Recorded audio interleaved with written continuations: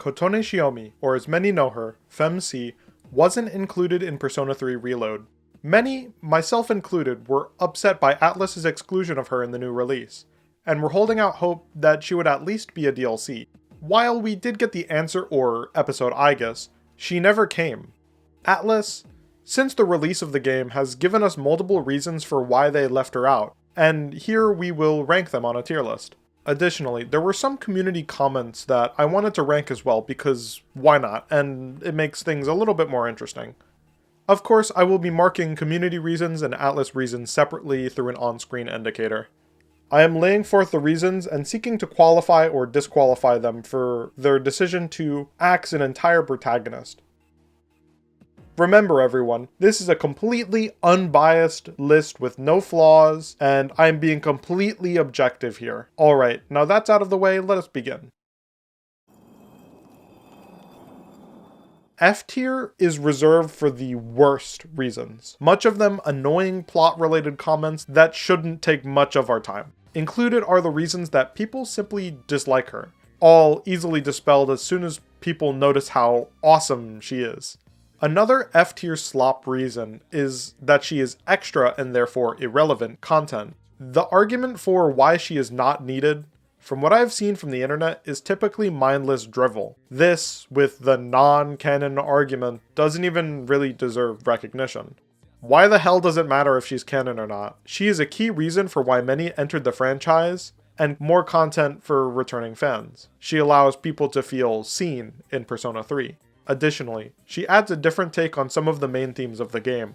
Also, Q2 does a good job in explaining that she isn't second to Makoto, nor is she relegated to solely portable. Now D tier.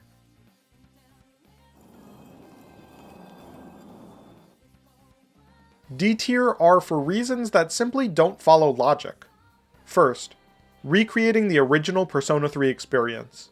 This one does not track for how severely they have overstepped this vision. This perspective, coming from Kazuhisa Wada, the producer of the game, fails. I ask you to think about how many additions to Reload are from FES or Portable, and how many of these additions are purely original. To name a few from FES and Portable, you can walk Koromaru, Aigis has a social link, secret videos can be watched from the dorm cameras, dating Elizabeth, keeping Chidori alive, etc. For original content, I'm pretty sure I don't have to remind anyone of the Link episodes, so there's that. For good reason, this justification fails under scrutiny, because of the sheer scope of what they have included, and taken from previous installments. I am obviously not arguing against the inclusion of this stuff, but trying to say you're recreating the original experience is a bold-faced lie. Next in D tier is having to rewrite everything for Kotone. This doesn't make any sense because the game is already written for you. It's a completed story. Sure, some dialogue has to be altered a bit, and I am more so speaking for localized versions, but the game is literally already written out. Also, a lot of the takes that I've seen vary from she adds very little to the game to she is too much work to put in the game because of how much content she adds. It simply isn't coherent to argue along these lines. The last in D tier is that they want to make new games. While I love new games, please just finish crafting the ones you release. The way Atlus makes games and sells the same game later with more content has become a mainstay in their business practices. And while I like Persona 5, it feels incomplete without royal content. Just finish your games, please. Side note, if you like videos like these and would like to see more in the future, consider subscribing. It goes a long way in supporting the channel. Now back to the video.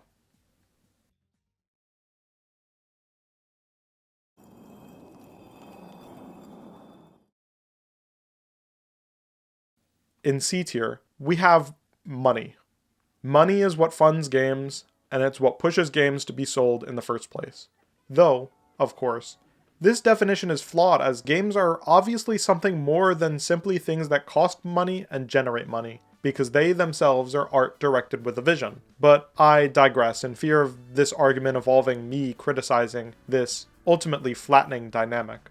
FEMC wouldn't have costed, quote, 2 or 3 times, end quote, as much as the answer as suggested by the producer. If planned from the beginning, it would have been possible. Though I am not intimately familiar with the industry for funding games, and it may be the case that Sega didn't give Atlus enough money for development, what is necessary is paltry in compared to developing a game from scratch. Developing the answer includes voice lines for new characters, animated cutscenes, dungeons, bosses, and a sizable amount of new content. In contrast, much of the infrastructure for Kotone's inclusion is already present. For the most part, voice acting, art, and implementation is all that's really necessary to be done. Some people in the comments may bring up the point that Atlus has had years of net loss profits stemming from 2010 to 2022, as pointed out by a YouTuber named Otaku Defined. This is not an entirely accurate picture, as no company could possibly continue to run if always in the red. If that were the case, then the company would just stop making games and close the studio. For context, back in 2013, Atlus was acquired by Sega from Index for around $140 million. The reason these profit numbers look terrible is because the amortization of business rights, which is Sega paying off the $140 million. To be clear, instead of paying for something all at once, Sega is paying for the acquisition of Atlus over time to alleviate the cost burden, cutting into the profits of Atlus. Even with this in mind, Atlus themselves have turned a profit with releasing banger after banger. Even if I butchered this explanation, just know that it goes far deeper than Atlus doesn't make profit, and there is a reason why Sega has called Atlus one of their most successful mergers and acquisitions. They legit could release the game as Persona 3 Reloaded and add Kotone and the game would be selling like hotcakes. I mean, that's literally what they do with the rest of their games. Just you wait until we get Metaphor ReFantazio Retold. None of this, the DLC would have to be released now, because time and time again, Atlus waits like 2 to 4 years and releases the same game with more content. They literally do it all the time. There is no reason P3 Reload should be an exception.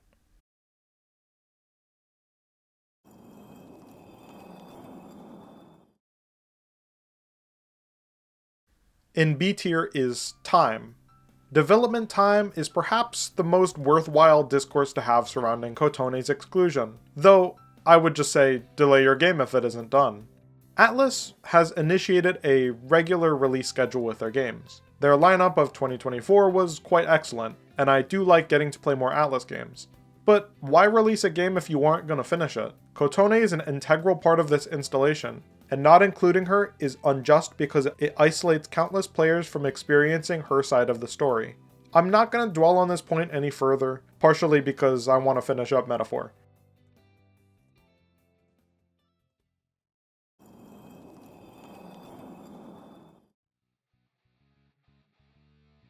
Skipping A tier entirely, we are at S tier. S tier is that Atlus hates everything true and awesome in the world. But for real though, these reasons are not great excuses for axing an entire protagonist, an entire half of the game. Having the choice of a female character being seen as extra and additional and not standard, to be frank, is atrocious. Kotone's exclusion is perhaps the most unfortunate case of this, as the infrastructure of the game could have accommodated her. Atlus, in the initial stages of Persona 3 Reload's development, decided they did not want to plan for her, and therefore they cut her.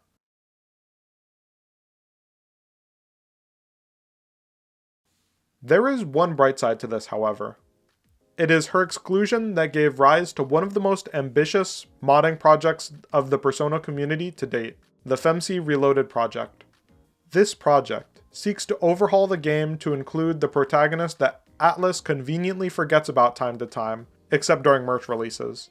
Without the tools that Atlus had during development, the community has been creating their own for implementation, and leaping over the hurdles of custom animations and crafting custom events. From art to music, code to voice acting, her exclusion has inspired people to take matters into their own hands, to create something they want to see, rather than mire in discontent wrought by her exclusion.